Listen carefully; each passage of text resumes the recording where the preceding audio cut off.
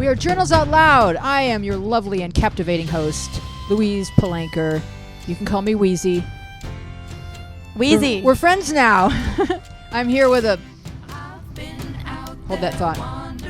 Yeah, I've been in here wondering. I'm here with a panel of wise young people. We've got Ben, Jabbar, Josh, Sean, and Tara. And we've got Luna. I'm wise. You are wise. No, not really. Luna's And title. we have like all kinds of exciting stuff. We're going to be talking about 13 Reasons Why. And we talked about it the whole show last week, but we have like a little more to talk about. Some of the conspiracy theories about maybe possibly if there's a next season, like what could possibly be going on or what explains that ending, which we didn't talk about last week because Tara had yet to see the ending and now she has. Your thoughts? Shh. Luna doesn't like it. Luna doesn't like the show? No, she got really nervous and it was just like, wow. Oh my God.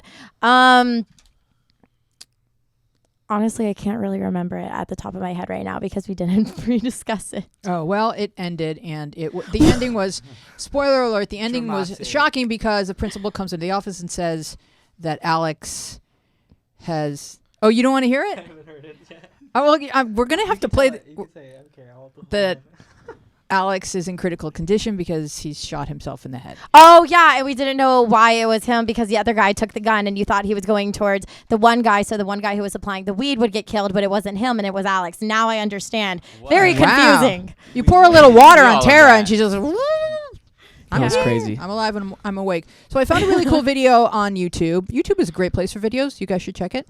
And they put together these 13 reasons why conspiracy theories as to whether or not there could be a next season to the show. So roll it, Matt. What is up, guys, and welcome back to another video. And I literally just finished watching 13 Reasons Why, and I just need to make a video about this because I can't believe all the stuff that I saw. I have so many conspiracy theories that I want to say, so therefore I'm making this video of 5 conspiracy theories you need to know about 13 Reasons Why. And before we start the video, let me just inform you, there will be spoilers, obviously. Anyways, let's get straight on the list with number 5, Tyler killed Alex. Principal Bolin walked into a room with Porter and he announced that Alex shot himself in the head and is in critical condition. What if Tyler was the one who actually secretly killed Alex, making it look like suicide? If you remember, towards the end of the episode, Tyler takes down the picture of Alex. Could this possibly signify that he completed the job for him? Number 4, Tyler took Alex off of his hit list. If Alex did indeed actually end up attempting suicide, then the other reason why he was removed from the hit list was because Tyler doesn't see him as a bully. As Tyler was removing the photo of Alex, he had a flashback. The flashback was showing how Tyler got help from Alex with the bully. The flashback doesn't show the part where Alex says, "Don't ever talk to me again," or something like that. Maybe Tyler took so much shit throughout high school that he doesn't even care about what he said afterwards. He is just happy that someone stood up for him for once. Number 3, Justin shot himself. One more theory involving that one ambulance scene is this one. If you actually zoom in really closely, you will notice that the victim in the ambulance has brown hair. This had led many people to believe that it was actually Justin who shot himself. Justin even admitted to nearly killing himself to Jessica in the last episode. Once Jessica said that she doesn't want to see him ever again, maybe that was it for him. We do know he has a gun from when he packed up at his house before he left his mom and her crazy boyfriend. This could be some laziness from the director, but it is still possible. Number 2, Clay is becoming what he hates. As much as Clay would hate to admit it, he is becoming what he hates, which is a bully. Clay was always the nerd in school who was occasionally bullied. But in the episode with the Tyler tape, he took it upon himself to get revenge for Hannah and even took a picture of Tyler naked, sending it to everyone in the school. This caused Tyler to receive even more bullying, and Clay has yet to realize it. Clay's act of revenge is going to cause Tyler to kill multiple people, including Clay himself. What's worse is Clay is trying to justify by trying to help Sky get better because she is clearly in need. But that doesn't change the fact that he ruined another kid's life. And number 1, Porter will get rid of his tapes. In the very last episode of the series, we witnessed Clay telling Mr. Porter all about the tapes, and he knows how Porter didn't help Hannah the day she committed suicide. Porter at first questions how he knows. Then Clay gives him the tapes and suggests he does the right thing. Many fans have speculated that Porter will not come forward and release the tapes. Porter has denied ever seeing Hannah multiple times to lawyers and such. Porter's main concern is about losing his job as well. He cried to his wife because he was scared he will lose his job for their family. Now, reporter will see this is the one opportunity to destroy the only piece of evidence. Little does he know that the Bakers actually have the files. As you can see, there are a lot of unanswered questions, and this is why I think it'll be great to see a season 2 for this show, because there's so much more story that needs unfolding. Let us know what you thought about these theories in the comments below. As always, thanks for watching. If you enjoyed, don't forget to leave a like and subscribe for more. What's the name of this YouTuber, Matt? We got to give him credit. YouTuber. The YouTuber who had 13 reasons. We'll get it in a moment. We'll get it in a minute because we played his entire video. We need to give him a shout out. So that was all very interesting. Well done. Any thoughts? I got so lost in the middle of Oh, it okay. because I was just like, oh my God, but what if this happened? What if that happened? I was going on my own little tangents the whole entire time. Woo, there could be so many things. Yeah, I've heard all this before. Kind of been a bit obsessed with the show. I don't think it was anything like you wouldn't have suspected. Like if you had watched the show, I don't think you like really actually like read in that deep because I thought it was pretty obvious that the guy in the ambulance had brown hair.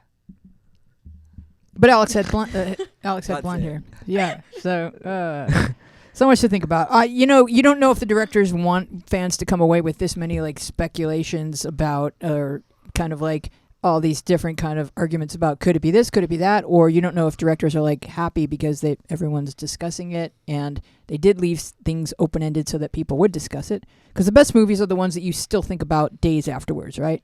That is true. Yes. I agree. The show seems interesting though. That one I've you never don't seen it. wanna. I You never have saw. to watch it, Sean. I know, but it just seems really interesting after watching that. I was like, oh my. But now you have to watch it. But now I just got all the spoiler alerts, so I don't even I kind of Oh, there's so many don't watch it layers. now. We couldn't ruin it for you. It would take us months and months of conversating about it. There's Yeah. no way. You have to watch it for yourself. I definitely will now. We will give you 13 Good. reasons why to watch You have it. till next week, and then we're going to discuss it. I'm Okay. kidding. I'm down. Maybe not. Oh, okay. Yeah. Is this your brother in the house right here? My brother just walked in the room, and Tara got super excited. Is he on camera? Guys, he's my favorite human. Wow. What's your name? Adam's here. Adam, go Say sit. hi. Go sit with Tara. You're on the show now. If you're her favorite human, you get to I sit on told a couch. I told everyone that you're not gonna be on the show, but whatever. You just kind of swooped in. Teresa's just like, as there's a strange boy that was just walked into your house, Wheezy. Shall I call the authorities or wrestle him to the ground? Because Teresa could take you, and she won't hesitate. Adam, do you think you could give advice? Sure. All right, Adam. We're putting you on the spot, Adam. Okay. All right. Here's a question, Adam. My dad and my stepmom are getting divorced. As much as I love my dad, I fully support my stepmom's decision because I know the years of emotional and verbal abuse she had put up with from my dad. Now my dad has asked me to lose contact with my stepmom. I am torn because he's been hurting and crying, but my stepmom is like a friend to me. What do you think I should do? I am of legal age. That's You an know, important before we detail. get into the questions, I actually met one of the cast members. Oh, I forgot this about week. that. I Oh. met Tommy Dorfman, Here who it is. plays Ryan Shaver.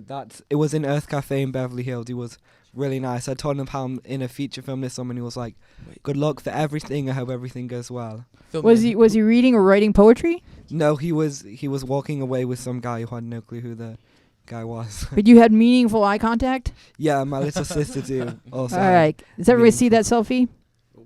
Where is it? I changed it. Oh, you did. All right. you can check it out on my Instagram at Ben Nesbit. At Ben Nesbit on Instagram. BENNEZ. Always plug, Ben. I like- Always plug. BIT. I like the black and You white always at the have to coffee promote shop. yourself. If you Always get it for be free. plugging. ABP, I guess, right? That's my new thing. All right, so excellent celebrity encounter. I always want to know about you guys' celebrity encounters because we do live here in the land of Holly, right? James Marsden was in my restaurant the other night. Nice. And he was like one of the first celebrities that I actually took a picture with when I was out here. But I don't do it anymore, I promise. Most of the time. All right, I The- saw one of the guys from Tenacious D once. nice.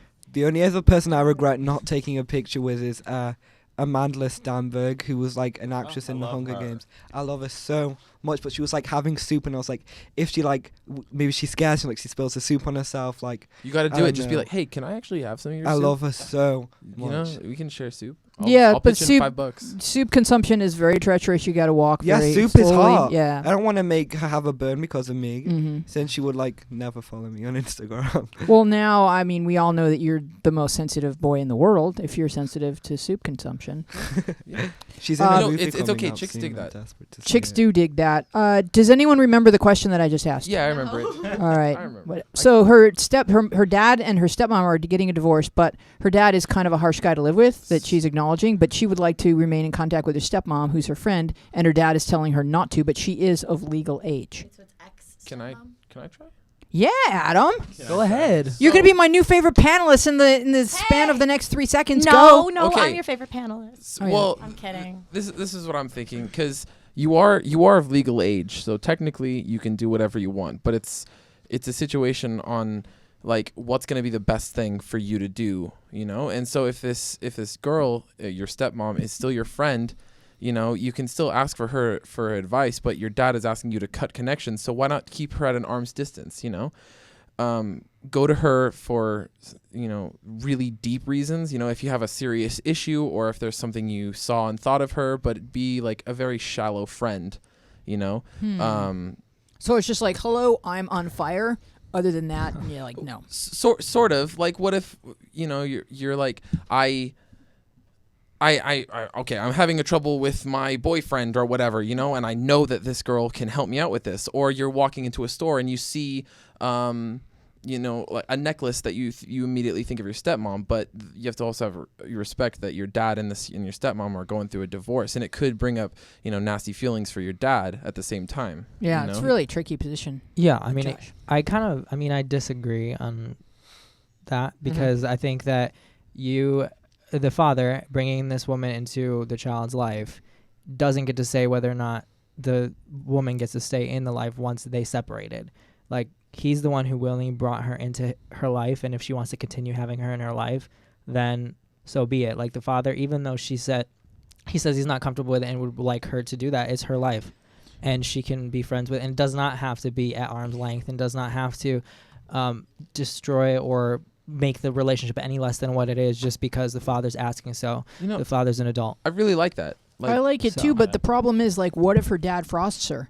Then the damn Froster, like, he's the one not being an adult in this situation. Yeah, then. I mean, there's plenty of parents, like, for most of my friends actually have their parents who are divorced, and they share. The parents don't get along at all, but they come together and be like, okay, we're going to be reasonable humans because this is a child that we share together. So I'm sure that your dad and your stepmom can come together and be civil over you, you know? One would hope, but the reason that she's leaving him is because he's kind of a hothead. Yeah. I wonder how long they've been together, because I have a stepmom that's been in my life for since I was 3 years old. So if my dad and stepmom separated, I mean, they have kids together, so that's always going to be a connection. But if they ever separated, I can't just cut my stepmom off. She's been there all my entire life. So I wonder how long they've been together as well to see that relationship and how deep that probably is. Well, like as Josh was saying, you know, if you're divorced from your child's mother and never married her or what have you, when you bring people into your child's life, you just have to accept that you brought them in and it's not your place to take them out. And, you know, unless it's small children and just logistics. But when you have a legal adult, like one of my mottos is you can't ask people to share your enemies. And I feel like a lot of people do that. They'll say like, well, if you're my friend, you'll hate this person the way I hate this person. And it's just, that's not fair. You know, there's too many different layers to people and too many different reasons why you can't speak to this person, but I can. And you're going to make way more enemies if you go through life asking everybody to share yours. Ben. I have to say, like, as much as I agree with this, like, I have two things to say, actually. I'm not a child of divorce. I've never been in this situation, but I do think in life you have to choose in certain situations who means more to you in your life and who you want to keep in your life longer and more meaningful. But this, I don't really know what I would actually say because I cannot relate on any level. I just would say, go with whatever your heart says and do what means and brings the best situation for you. And also, I have to say, like, what you just said, Weezy, like, I do have to admit when like, someone's, like, horrible to me and stuff like that and, like, it says really mean things, I do expect my closest friends not to be friends with them. That might... Do you feel like that's fair? Sometimes, when you think about it, really, it kind of isn't fair. But I just would say if someone cares for me so much and knows that someone has scarred me so deeply and been really mean to me, I would expect them as a friend to make the decision to not be as friendly with them. And also, I'm looking out for them, because if they've hurt me, what's to say they won't hurt them? Ben, I think that also comes with age as well, because I used to be the same way when I was in high school. Like, you can't talk to that person because I don't talk to that person. But now, even when I was in college, I have people that I don't talk to now because of what they did to me or said about me, that I have friends who go to class still and converse and hang out, go to clubs together still. And I'm just like, okay, whatever. That's I think that it just comes with age. You're going to get over that stage of like not, you can't be friends with him because I'm not friends with him. You're going to get over that. Yeah. And one thing that you can do too, like, because like kids are basically just reacting, and they can be sort of horrible, but they may simply be reacting to the way they're treated at home or whatnot. There's lots of reasons for kids to be bullies. And if another kid is friends with someone that's bully you, maybe they could get in there and say like, hey, back off. Ben's cool. And so sometimes they can be running interference and just changing people's hearts and attitudes towards you by being friendly with the person. I'm 15. I'll see how I feel at 25. All right. We'll see. We should do Journals Out Loud, the decade edition. Yeah. Or we can do like, where are they now? Yeah. They're still. But sorry. Go ahead. I just want to touch on the subject. I'm sort of going through the situation. I realized. Oh yeah. But it's a lot lesser. I have two friends, close friends, who both broke up, and now one is asking me not to talk to the other, but I'm still close with both of them. They don't talk to each other, but they both talk to me. So as like a final note, I would say, talk to the people you want to talk to. Just because they're not friends doesn't mean they have to be friends because of you. And do you think that you being friends with both could be the conduit to sort of healing that eventually? I doubt it. Okay. To be honest, they're like the stuff that they say to like about each other to like the immediate friends is just like, come on, grow up, guys. We're 20 years old. You need to grow up, and like you said, it does come with age, having the maturity to understand that you don't have to be friends with everybody, but just because someone else doesn't like them, what was the motto again? Oh, you shouldn't ask people to share your enemies. Yeah, exactly. That's perfect. That's a perfect motto right there. I love it. All right, we'll get stickers with that one, Ben. All right. Ben, would you read the next question, please? Okay, the one right beneath. Yes, please. There's this guy who likes me, and he probably knows that I started to like him back too. I sent him a friend request on Facebook, FB, and he accepted it, and I found that he's always commenting on other girls' posts who was also in our class. This is so confusing. Am I being played, or has he moved on? Well, basically, he's just you're not dating, for one. Number two, he's commenting on girls' photos. He's not saying, he's not hooking up with them. Well, you don't know that. But you shouldn't say he's yours or can't cheat on you or comment on girls' photos when literally all he's done is accept your request on Facebook. Yeah. That's the extent of the relationship at present, so Exactly. don't expect too much yet. Go ahead, Tara. Well, I just don't understand. There's this guy who likes you. So you're not doing anything. You can't even be played. Like, how do you know he even likes you if you weren't even friends on Facebook prior to that? Like, how did this even come about? Because I feel like that person is just making it very confusing to you. Well, I just think, like, when you're with your friends and then, like, they're like, this hot girl, she's at this party, follow her on Instagram, like, you do get, like, a bit of a thrill, like, if she follows you back or, like, doesn't follow, like, someone else back. Like, that's, like, but you're not going to think, oh, my God, she commented heart eyes on his selfie. She must think I'm ugly and is cheating on me with everybody. Because all they've done is clicked a button. They haven't played with your heart or anything. They've clicked a button and typed a few emojis. Right.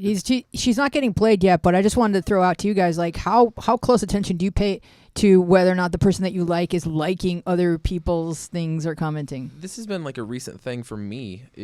I mean, as a guy, I haven't really paid much attention to what I have liked and not liked on Instagram. I've scrolled through like a photo. It's not like I'm like, oh, this girl is particularly hot, I'm going to like her photo to send a message.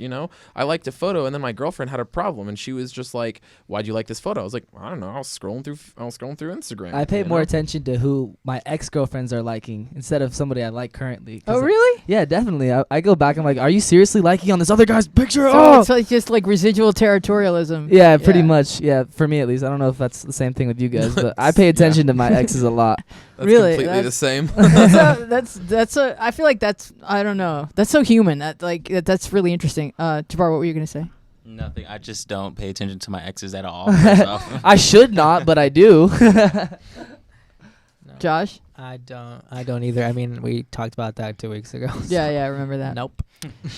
All right. Well, yeah, it's just like it's sort of your access to all of your friend circle and everyone's behavior is just so immediate and present. It sometimes you have to just push yourself away, or do you just get to a point where like you stop caring about what everyone is doing? It's scary how right now you can scroll through, tap on 5 different apps, and you can see exactly what someone did in a day, or see whose photos are like, or see who they're talking to. I think it's scary, and in a real life situation, it's not really natural and not really how it should be. You shouldn't be able to know, oh, they're friends with them now, and they're double clicking on their photos, and they were hanging out there and say, oh, they used a dog filter. Like, it's not like real. Like, it's too much. Well, I mean, I do it too, but like, it is too much. Yeah, it's a lot, but it's tempting. Well, I think like what the biggest thing we all kind of need to overcome, because we keep saying we all kind of do it, like you're overthinking so much just on social media, and you just gotta not, because it's always like portrayed so differently, and you can take it so many other ways. So like I've been teaching myself to not really worry about social media that much. I don't know about you guys, but like I've been teaching my brain to not, and I'm very happy now. Especially if you guys just like each other and not like you're not dating or anything. You definitely shouldn't be paying attention that much, at least.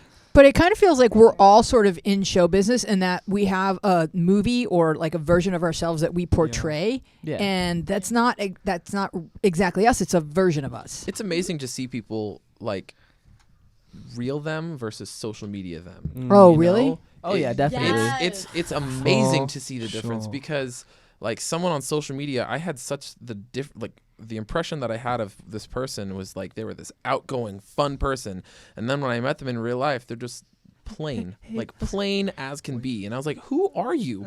You are not the same person that I just was digging. But this person was just really good at crafting that version of herself. Yeah, you know, props to her, because she has made this person way different than who she is. Which is, I'm impressed, actually. So That's a skill set. So common nowadays. So interesting. You know, she could probably get a lot of jobs with that. Yeah, and maybe she will. Marketing could be her thing. Yes. Just hope she's not a catfish. That's scary. Yeah, right? I actually love that show. It's the best show ever. Oh my God, Catfish! It's so good. I met Neve in real life. No. Yeah, he signed my book. It was so cool. Do you have a selfie with Neve? Yeah. I don't have it on my All right, phone so now. next week bring that. Okay. All right, Jabbar, would you read the next question? I have the Oh, book we're gonna too. we have first flirt fail. All right, so you guys, my new favorite thing is Huffington Post. It has the best. You were stories. just telling me about this. Yes, you guys have to go to HuffPo every day. It's so the best. HuffPo. Anyway, so at the HuffPo, they found this video of, I don't know how this woman is driving and filming her small child, because it doesn't feel safe to me. Don't for snap either, and drive. for either one of them. Moms are just amazing. But yeah, she's multitasking, and so her kid, I guess, said the following. Matt? So Ella, did you play with the girls at your school today? No, No. Why not? cause Thought you said you were going to. yeah, but then I'm playing with Johan tomorrow. Oh, Johan. Well, what are y'all playing? Playing tag. Does Johan like you? He said 50-50. That means you got to work on that other 50%. I dress cute. I smile at him. I even winked at him 2 times. You winked at him? And all I get back is one fake smile. How did you wink at him? Feels. Like that.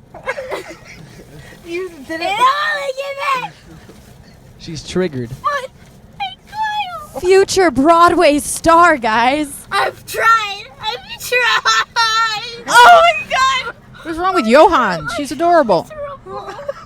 You're way out of Johan's league. Show me how you winked at him. Oh my God, yes. Show me. And what did he do back? That's it? That's it. You know, I feel like this is the person who sent in the last question. That's all. Oh my god, did anyone enjoy this as much as me? Nothing else. Watch the fake smile that he gives her. We've all gotten that. I get. The fake smile that he gives her is the best. I dress cute. Is she the greatest? She is the greatest. Wow. I think All right. you're right, Adam. That was the same. So person. who can relate? I All can of us. relate in the All of us. casting room when I go and kill an audition and they just say, "Good job." See you. I'm like, Do you get the fake I smile? cried. Always. You get the- scenes. I hate I that. can relate. So, I can definitely relate. when you like think you box it and like you didn't even get called back. right. I'm like, What? So- rescue. I dress cute. But then you get the thing. Sorry, this is the worst thing. Like, sorry, you're taller than the dad, so we can't cast you. Oh my gosh. awful. So what about him saying that he likes her 50-50? Is that an okay thing to say to a girl? He's a player. I mean, this is elementary school at, Yeah. at Yeah. most. He's just keeping it real. Yeah. I was a But player. should he have charts and graphs? Yeah. And here's a pie chart of how much I like you. So what could she or should she be doing with Johan or Johan? Oh, move on. Go Move on. on. Tell I him like to you go away. 50-50. You're way out of Johan's league. Yeah, you're the best. He's not going to top you, so, yeah. But Mom, come on. 10 and 4. What is it? 10 and 2. Yeah, 10 and 2. yeah, come on, Mom. They actually changed that. Oh, what apparently. is it now? It's now. It's 3 and 9. Yeah. Oh, I've been doing it no, wrong. No, it's on the lower end. 12 and 6. No, it's on the lower end. Just What is kidding. right here? Hands are It's on the it's steering wheel. 5 and 7. 5 and now. 7. Okay. Because okay. your arms get tired at 10 and 2. Oh, very yeah, true. yeah, Better yeah. reason. Yeah. Airbags. Oh, airbags. Matt. That makes sense. Matt nails it. Someone told me it was because their arms are tired, and I No, was that's like, not "What?" right. Oh, because the airbag would just like chop your arms off if it's 10 and 2. No, it shoves your wrist into your face really hard. It's like Boom! You punch a yourself. car crash just punched me in the face with my own fist. Jabbar, would you read the next question? Sure. How do you deal with friends who overreact and get mad at you for every little thing, ignore you to prove a point, hold grudges and act stubborn, don't take responsibility for their actions, share your secrets but get mad that you don't trust them, and are annoyed with you for weeks but don't tell you why? Okay, lose this friend. That's the, this is That- the easiest advice I've ever Just a given. terrible person. Like, Okay. that person needs to go away All right, and but- stop what they're doing and stop ruining people's lives, and you need to not care about that Okay. person and move on. But, Yes, Weezy? but, let me just But throw it back what? to you with this sort of kind of Counter like argument. shaping of the thought. She lists a whole bunch of things and she says friends. Not your friend. So, is it possible that it's just a really bad pack of kids, or that Several she might friends? be responsible for some of the reactions that she's cultivating? Yes, full of Geminis and Aries and Sagittarius and Scorpios. They I'm all a- hold it. How I'm a dare you. Scorpio, Jabbar. Don't go there. I'm glad I wasn't I'm a involved in that Cancer. one. Go there. But it's like a very victim-y post, isn't it? So, any thoughts? I have to You need a say, better like, group of friends. I Sorry, go hate ahead. people like, you're wearing the same shoes as me? Oh my god. And everyone's wearing the same superstars in the whole school. I would match my whole friend group if I could. That's just me. Your whole squad is in the same outfit. That'd be, Exactly. that'd be super cute. All the girls are wearing like the same jeans and the same crop top, everything Brandy Melville, and they're all like, we're wearing the same colors today. Ew. And like they don't speak to each other for a week. But why? How is that anybody's But- fault? It's not. to go back to this though, Yeah, let's go back because let's break this down. Regardless- Overreact, get mad. Has she done anything? okay, Maybe. so regardless of whether she did anything or not, Yeah. she feels this way. Yeah, And and I hate to feel be like, victim blaming, but I just want to take a 360 look at the situation. I mean, I feel like regardless of if she's at fault or if her friends are at fault, she feels this way about her friends, which is Right. kind of wrong. So my advice, regardless, would be get a new group of friends. You know, get people that you feel. But that's not that comfortable with. easy Yeah, to it's- just it's get a hard, whole new especially in group high of school. Honestly, friends. it kind of is. Like you feel like you put up this block. You know, you're like in high school. I'm stuck with these group of people for Yeah, my I whole agree with time. you. You know, but it's actually so easy. Just be like, you know what? I don't like you guys. I'm gonna go hang out with new people. I mean, Yeah. you did it when you started high school, didn't you? I think it's easier in high school than it is in elementary school because in elementary school you could be with the same class all Yeah. day. Yeah. Well, But- I did that. I just disliked the whole of my friend group from the first semester. I just was like, these are not the people I want to associate with. So I found a whole new group of friends. It is hard to a certain extent for certain people, but for me, I kind of find it easy to blend in every group, or more like stand out in every group. But anyway, like, I would say I don't. If you don't like them, you don't like them. Don't try and say, well, they were nice to me once. And if you don't like them, they're overreacting. They get mad at you for every little thing, ignore you, hold grudges. If these aren't the people that you're mixing with, and these aren't the people you're mixing with, find people you do. Find other people that share your interests, or maybe just go to a club that you've never been to before. Do something different to find people different. Yeah, I mean, I definitely agree. Find new friends, but that's kind of like the end goal. You have to figure out, like, there's steps up to that. Yeah. And so the first step is realizing how you got yourself in this situation in the first place. You made these friends. You brought yourself into a friend group that probably wasn't the best, and then there's certain roles in that friend group, and you just so happen to fill the role of the victim in this friend group. Now, that doesn't mean you're a victim of your situation because you brought yourself into that. Now, and you can just as easily take yourself out and put yourself in a new friend group, and then you'll become whatever you surround yourself with in the future. But Josh, what's the point of reading into it so much if you're going to find a new friendship group anyway? It's not that easy, Ben, because when you are around people that will constantly put you down, especially when you grow up in that environment, it ends up being that you don't know that you're in that environment. Yeah. So a lot of times if you have friends that are bullying you or saying things to you that are not okay, just that's because very difficult. That's different. Or just I because agree with if you you're in a friend 100%. group, if you're in a friend group that's doing all of the things that are listed, it's not as easy as just getting up and walking away, especially if you care about these people. So, Josh, you hit it right on the nose. I was so immune to the people that was in my life that was causing me damage emotionally, physically. I wasn't doing what I wanted to do with my life, and I didn't realize it until I was like, all right, let me take a step back to where what am I doing with my life? Because I'm not at my goal yet, and I wonder why. So I took a step back, and I realized the people that was in my life wasn't doing the things that I would like them to do in my life to benefit me or to just be there for my for support. So it's much easier, like Josh said, to like take a step back and realize how you got yourself there, and then make the progress again. Yeah, like you can, everyone is afraid to sort of walk away and be friendless for even half a day. I mean, that's really terrifying. But you could sort of like disengage, not talk as much as you listen, and just sort of watch their behaviors, because it sounds like you're describing these attributes of maybe populars. Am I right about that? Sort of. That would be Kind more of. aggressively You could say. doing this kind of dramatic behaviors. Mm. And I mean, it's sort of hard for me to grasp because most friend groups can do that. Can do all this stuff. Every I was gonna friend say group. I went to a high school that didn't really Have cliques. Have cliques Oh, as mine well, I mean, it does. definitely did, but like not like a normal like not like a public high normal school. school, you know. But this all was still present in every friend group. really, It was always there. So it's not just popular kids, you know, quote unquote popular kids that do this. It's every clique, you know. Even in my friend group, sometimes I have to take a step back and be like, whoa, I'm totally being a dick to my friend really right then. So sometimes it's unintentional. well, do you sometimes fall into the behaviors then just to survive? I think it just happens innately. Because what if you look at everything on the list of the things that they're doing that you don't like, and you actively endeavor to not engage in any of those things? I don't think that's ever going to happen, because even with my best friends that I do declare my best friends, you know, sometimes like stuff happens where I get mad at them or they get mad at me, and it's how petty it is to ignore somebody. It just happens sometimes, you know. But if it's happening consistently all the time, I think you need to take a step back and realize, is this the friend group you really want? Yeah, Right. 100% agree with that. Yeah, and it can, like Josh said, it can be gradual. You don't have to just wake up tomorrow morning and see like, okay. Well, yeah, that's.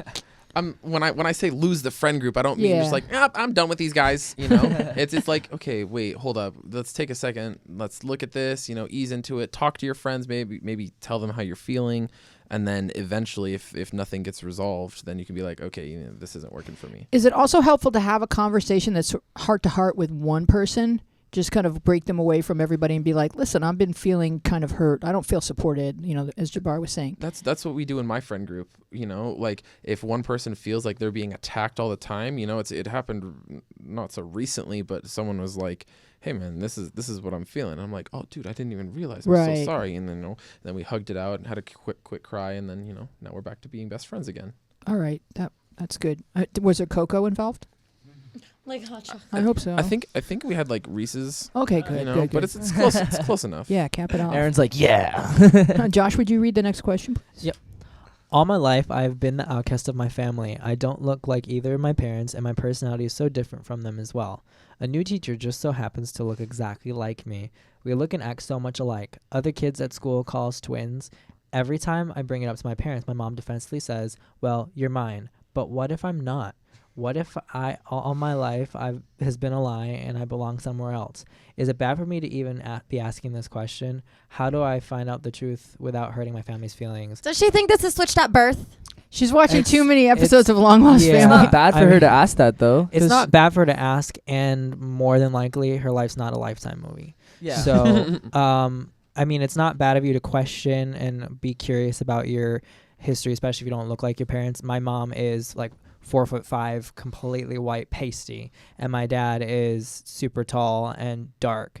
And so it's like, how did I come out of that?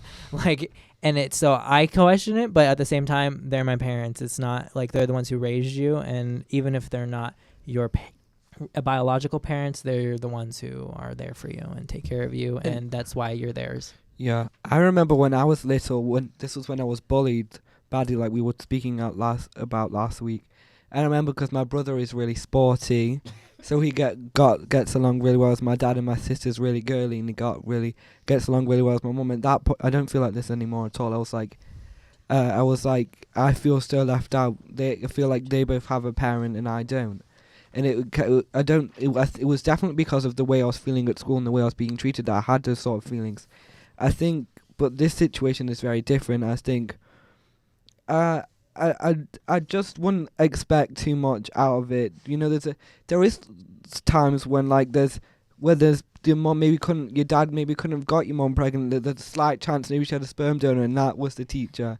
You never know what's gonna happen. But I'm really that is a Lifetime movie. The teacher is a sperm donor. But yeah, it's just she's reading into it too much. I think we need to be on her same, well, she or he, whatever, she or their same level. I just think, it's a crazy situation. Like they're your parents, whatever. There's a really quick way to find out if your parents are your parents.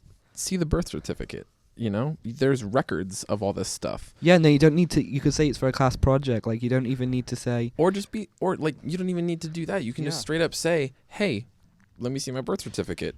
Are you really my mom?" And they'll be like, I've asked that because my parents, like, I didn't look like it. Apparently I do in the face now that I'm older, but like I actually asked my parents and I thought I wasn't their child just because I didn't look anything like them, and sometimes I got mad at them. So they still love me. My mom's my best friend. Like, it's great. And again, I probably shouldn't be talking about this on the show, but my dad's birth certificate is not exactly the kosherest, and it says that my grandparents were his parents and they're not. So it does not necessarily so mean accidents happen. No, it was filed illegally. So do crimes. It was filed illegally by a midwife. So things can be changed and done differently. It does. So the birth certificate doesn't mean anything. Okay, but 90% of the time, DNA tests mean that's it. Yeah, there you go. There you go. Also, you should be able to ask your parents, like a lot of kids do, am I adopted? Because I think I asked my parents if I was, and they should be. And to me, like the most key moment of your question is when your mom says, "But you're mine."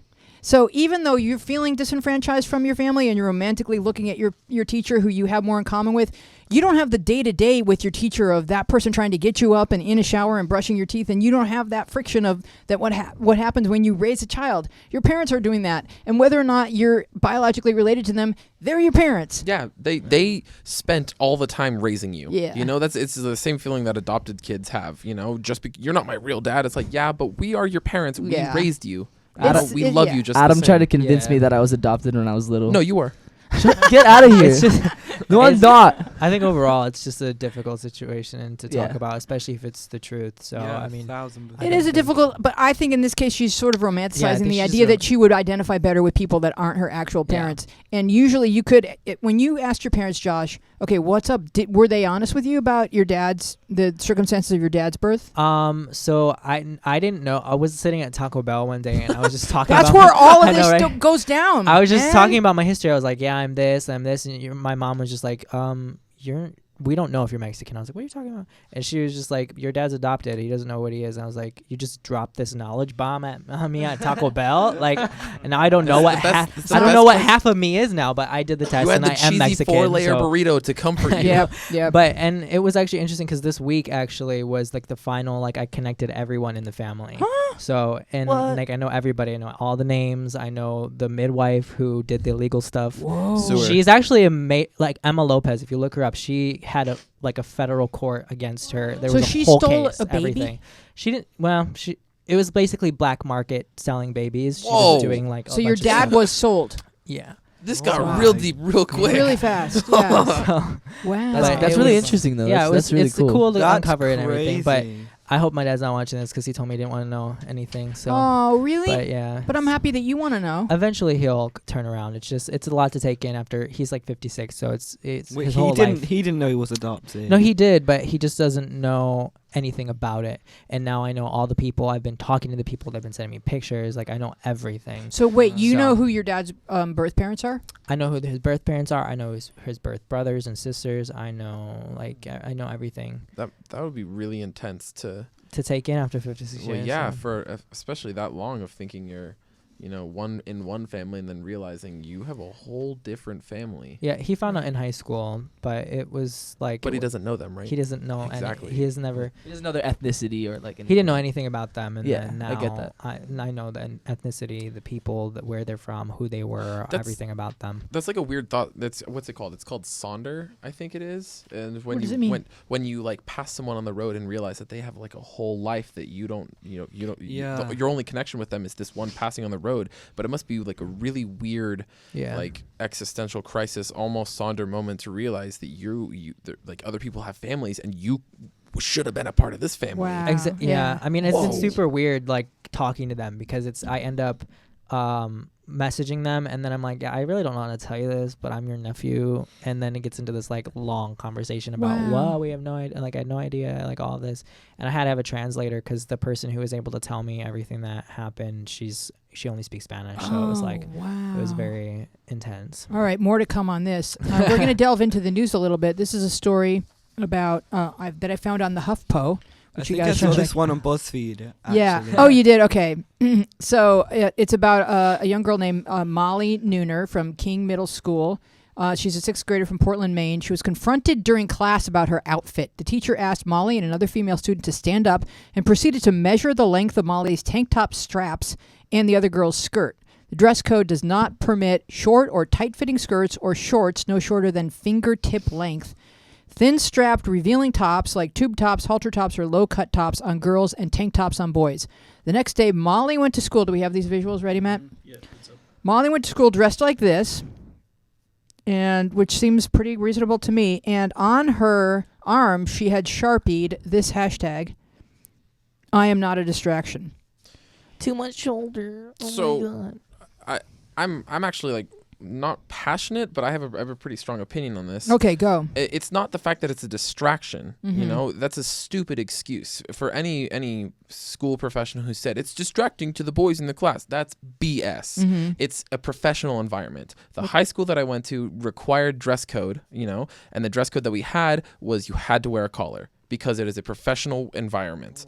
We had people who would come into school all the time, for people in the working world, people who were business partners, all these other things. So all the kids had to look professional. And that has given me a whole different outlook on this whole situation, because we're all supposed to be looking professional.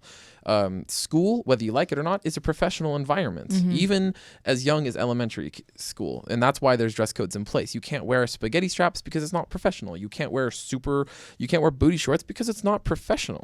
No, as far as the teacher goes, I think it's BS that she made him stand up in the middle of class to measure them. You could say, hey, excuse me, Miss Molly, can you come aside and come talk to me really quick? Not stand up in the middle of class and measure your spaghetti straps. It's like, okay, come on. You have to learn the time and place as a teacher, but I understand the dress code because it's a professional environment. Yeah, I do feel like they have to draw a line or a spaghetti strap somewhere, because you can't have kids coming to school in their swimsuits, etc.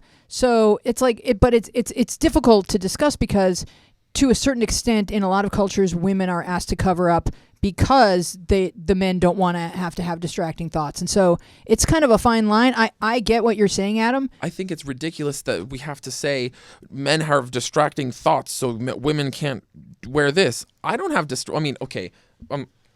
I have distracting thoughts, but that doesn't make me unfocused. I can't take a math test because I'm thinking about this hot girl over there. That's bull.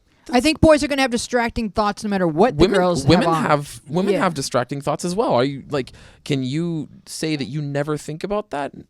I mean, I cannot. Exactly. So the fact that it's a boy can't control himself.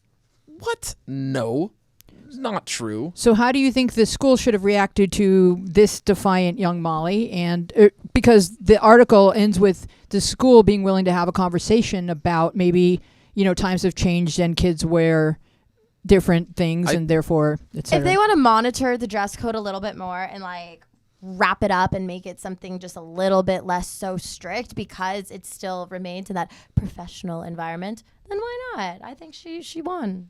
Do you think what she's wearing? Well, no, not there. But she's making a statement, so let her have that statement.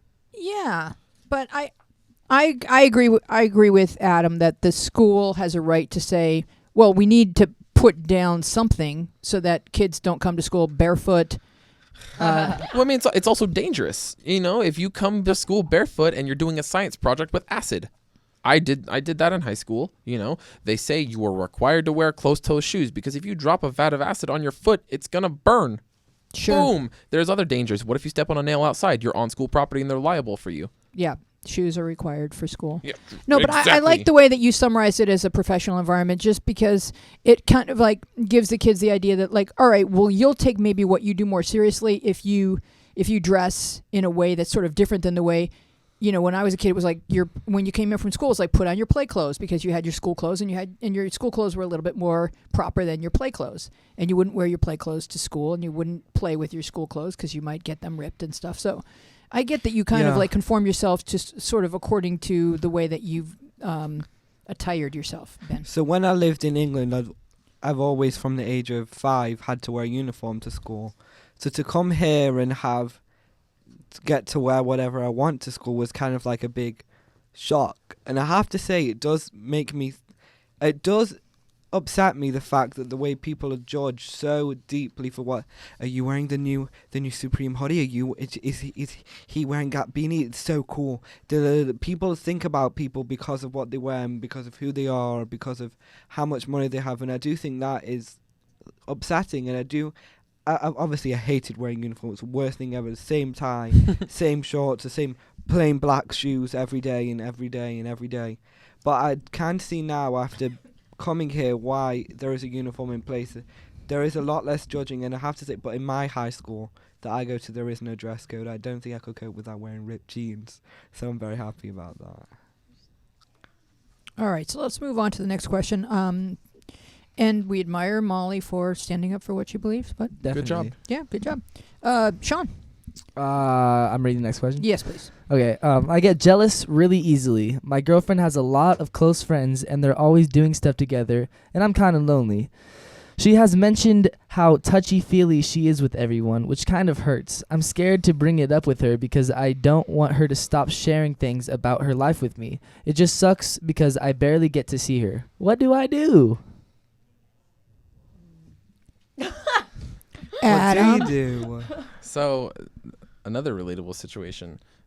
My school was really close-knit, so a lot of my friends were touchy-feely. Mm-hmm. My current girlfriend right now has pointed out to me that she does not like how touchy-feely we are. And, I didn't even realize it because that's just how we were in high school. But now stepping back, and she made me look at it and be like, yeah, that totally looks like flirting.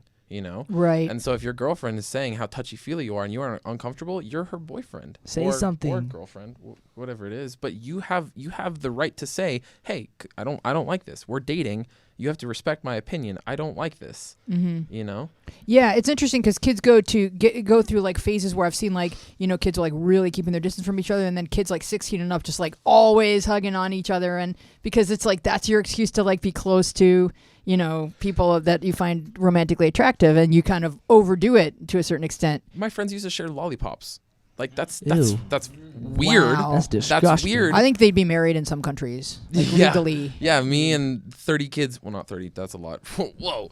But like me and 3 kids would all of a sudden be married in That's some right. countries. Yep. So Talk to your girlfriend. yeah, but like definitely express it, because once you're in a relationship, I kind of feel like you have to make each other feel safe and secure and comfortable, like within the point. boundaries. Yeah. But just don't come at your person like all angry. Like do it in a calm, rational way, because that's when they'll actually understand. If you go like, you did this and you did that, they're gonna be like, no, I didn't. Like when you low key you did, but you just don't want to admit it because of the way that they're coming at you. So just like go easily. Yeah, because you can put someone on the defensive really quickly, and then Yeah. the conversation devolves, and you want to just like, hey, I'm wondering. Go ahead, Sean. Well, I was just gonna say, like, if you talk to her about it and she's like, "Are you serious?" and like gets all the weird about it, she's just definitely not the right one for Yeah, you. that's not cool. That's not cool at all. If she doesn't respect your opinion about how touchy-feely she is with, I mean, I don't know if they're obviously guy friends. If this person is, Maybe it's not. I mean, maybe not. I don't know, but Probably if- likely.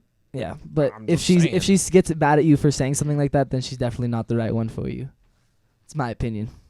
Yeah, but it's all kind of like the way you phrase it and the way that you don't want to just like sort of back her into a corner or call her names by any means. Oh, don't. No. Don't, if you're gonna do it along the lines of like, hey, I have a problem with this thing. Let's talk about it. Yeah, Not I be- feel not. You Accuse- need to not- stop this thing yeah, now, don't or be else. Don't be accusatory. like rather than trying to control her behavior, tell her how you feel. And then she has to make the change. Right. Okay, Tara. Ta-da! Pterodactyl. Oh, really? Is that one? Okay, cool. I don't know if I'm into girls or guys. I had a crush on this one guy, but I once dated a girl for a few days, so I'm really confused. You can be into both and love life, and that is all I have to say. Yeah, that's. Pretty much, you can be bi. Yeah. You love who you love, you know? If you're attracted to this person and it's a dude, go for it. If you're attracted to this person and it's a girl, go for it. You know, we're here to experiment with life. But I get a lot of questions from kids who just will say kind of like rattle off certain details and then just say, "What am I?" You don't know. It's not as static as that. She had a crush on a guy, but she once dated a girl. But at that age, dating someone might not mean like that you actually like that. I mean, I don't know how old she is, but she seems like she's very young by the way this is like phrased. But I don't know. It's really up to you if you like a girl or a guy. Like, and only time will tell. Mm-hmm. Just to simplify, don't put yourself in a box. Boom. Never do that. Look at that. That's No. Put yourself like in a bowl, or and it would be circular. an octagon. Yes. Put Yeah. yourself in one. That's a lot of sides. And one big shape. yeah, I mean, I don't think it's still a mystery by the time you're 18. No, Definitely you pretty not. much figure these at things 18, out. yeah. Yeah.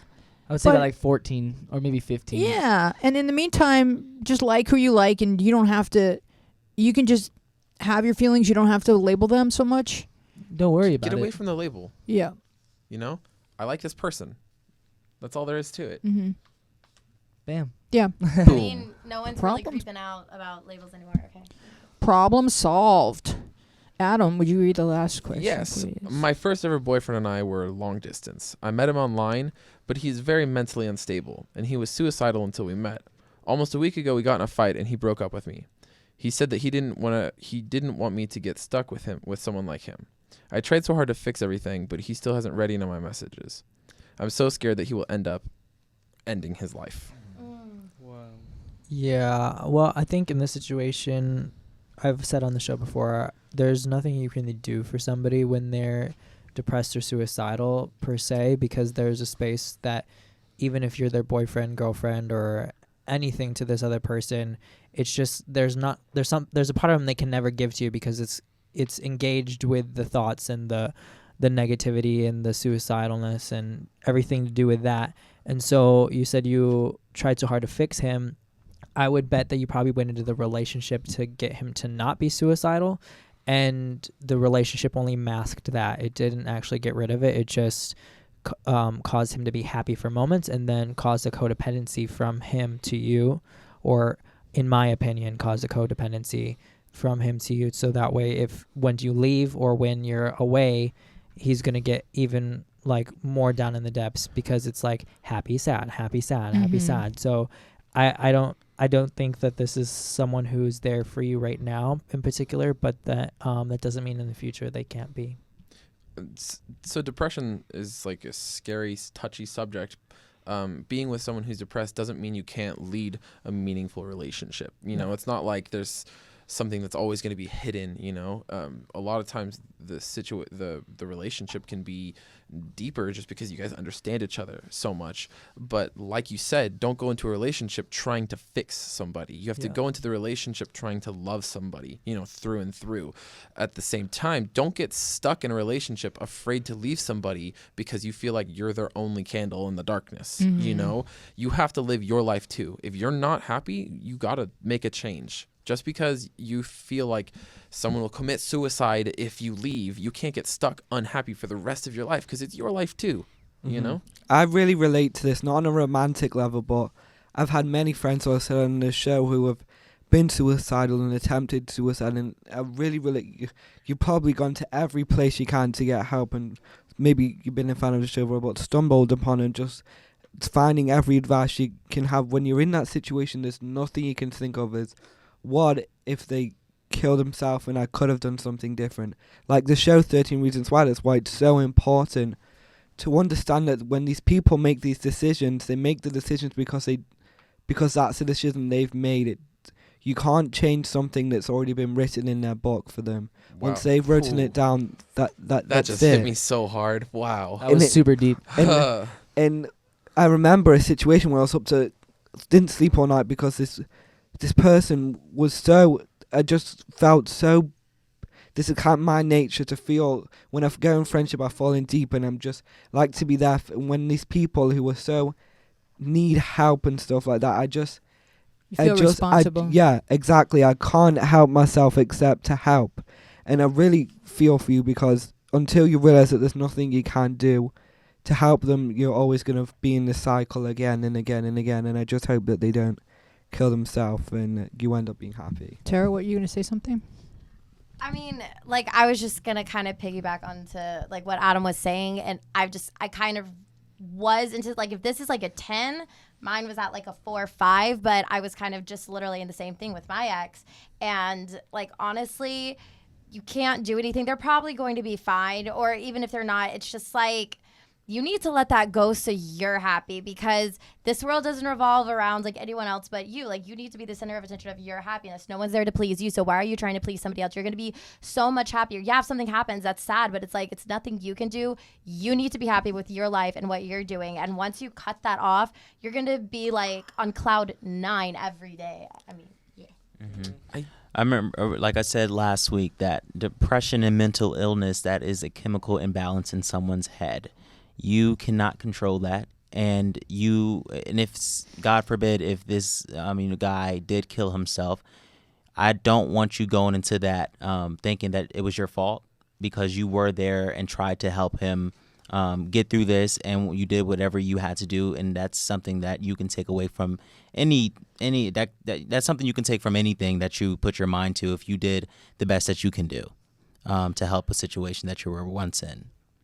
Right, but you can't be held hostage by a person who's saying, you're the only reason that I'm staying alive. Like that, that's not okay to put on a person. And because we all go in and out of relationships, and that's just the way life flows. And so you're never going to be a professional psychologist.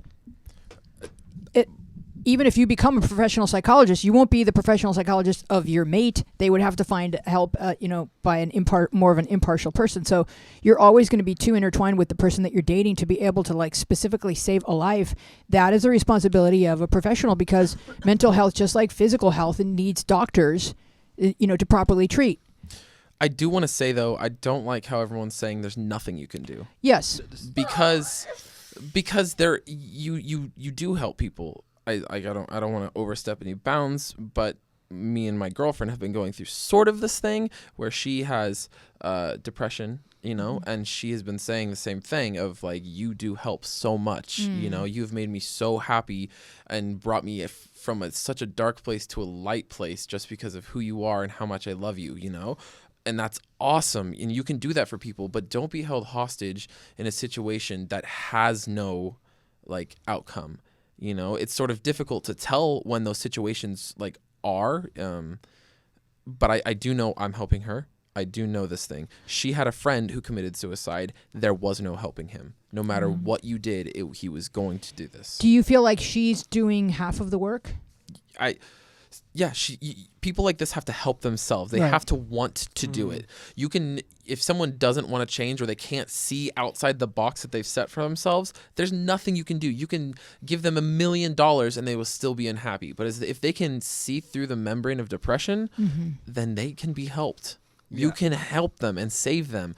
But you have to, as a person who's going to be in a relationship with them, assess the situation. You have to see what's going to happen. You have to see if they can see through the membrane of depression. And how much help you can reach out to before they would pull you in with them. There's only so much you can do. Yeah, it's a balance.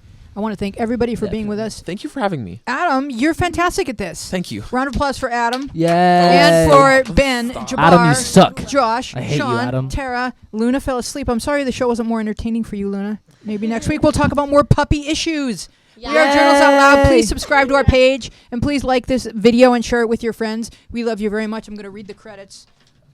Wait, Matt. Wait. The credits are gone.